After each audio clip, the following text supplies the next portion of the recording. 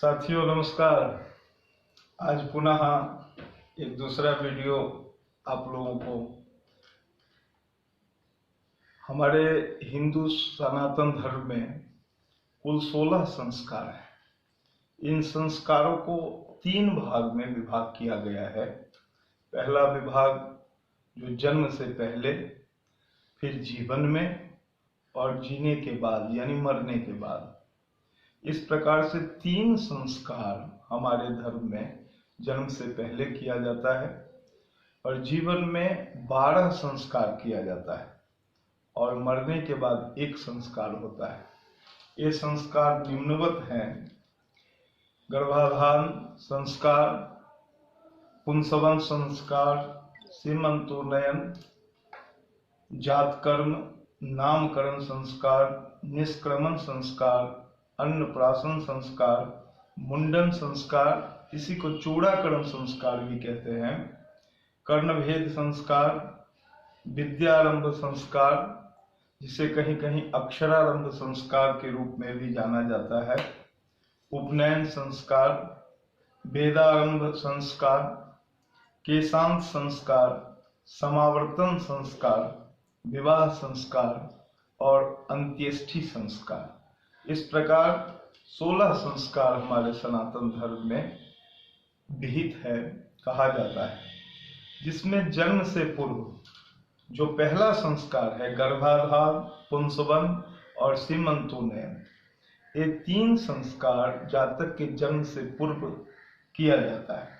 जिसमें गर्भाधान संस्कार जब जातक का गर्भ में उत्पत्ति होता है, जिस दिन प्रादुर्भाव होता है, उस दिन हमारे सनातन काल में जब ऋषि महर्षियों का काल था, जब वैदिक काल था, उस समय में वो पति पत्नी दाम्पत्य दोनों पूजन करके और साथ में सहवास करते थे।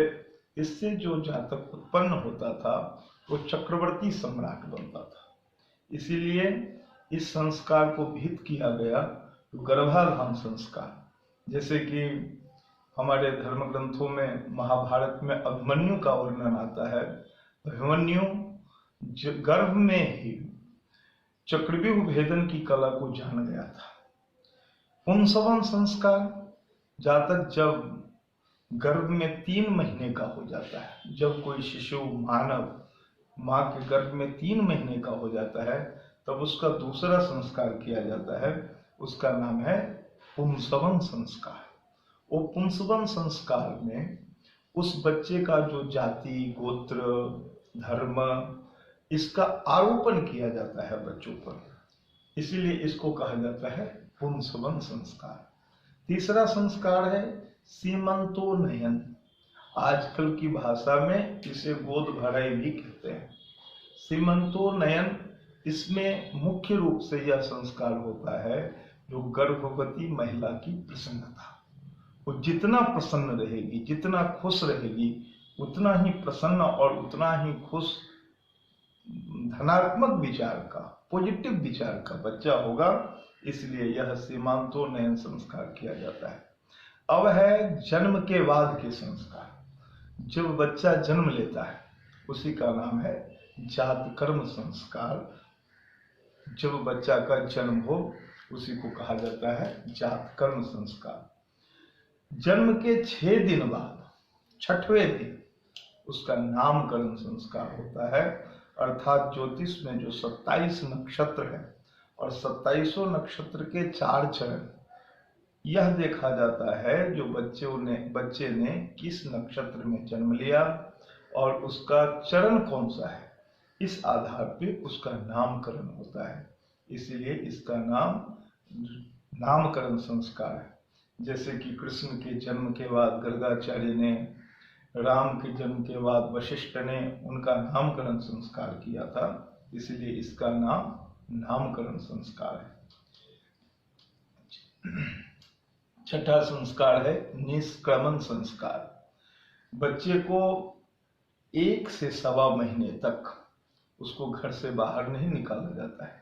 जब वह घर से बाहर निकलता है, इस संस्कार को निष्क्रमण यानी बाहर ले जाना, समाज में ले जाना, इसको कहा जाता है निष्क्रमण संस्कार। जब बच्चा जन्म लेता है तो माँ का दूध उसका मुख्य आहार होता है।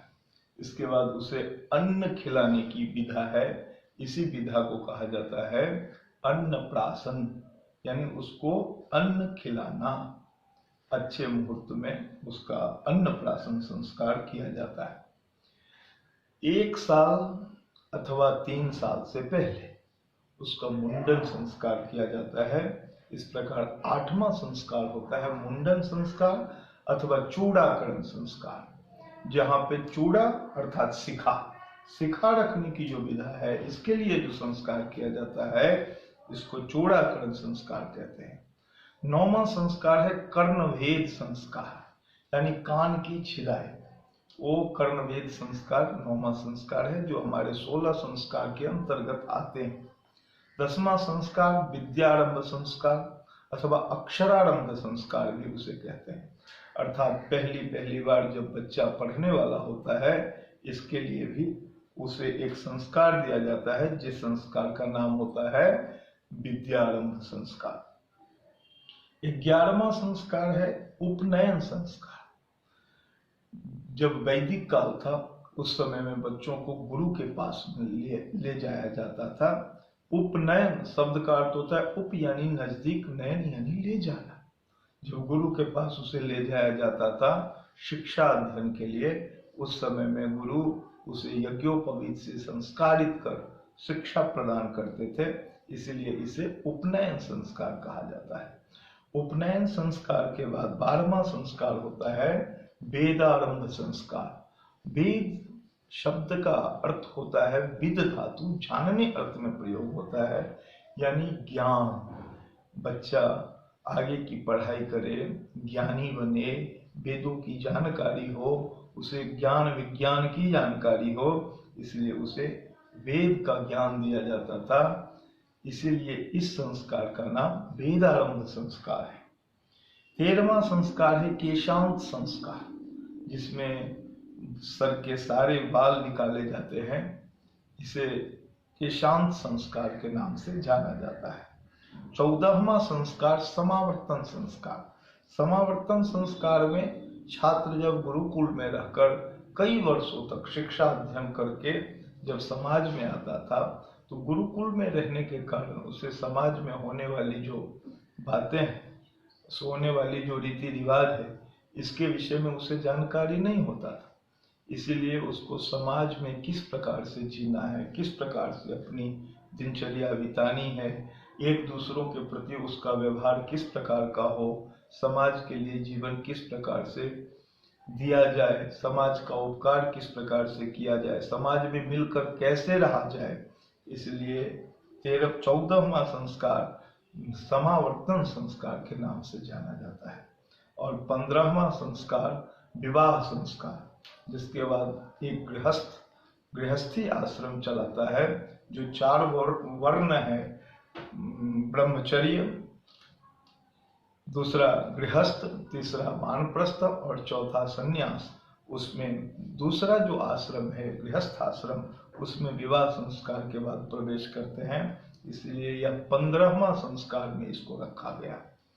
और अंतिम संस्कार जो 16वां संस्कार है, वो 16वां संस्कार है अंत्येष्टि संस्कार, जो मनुष्य स्वयं नहीं करता, मरने के बाद यह संस्कार होता है।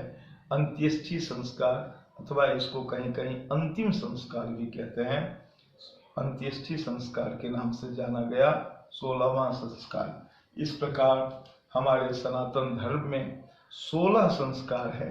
मैं आप सबों से आग्रह करूंगा, जो अपने धर्म की रक्षा के लिए, अपने संस्कार को जानने के लिए इस वीडियो को अधिक से अधिक लाइक करें।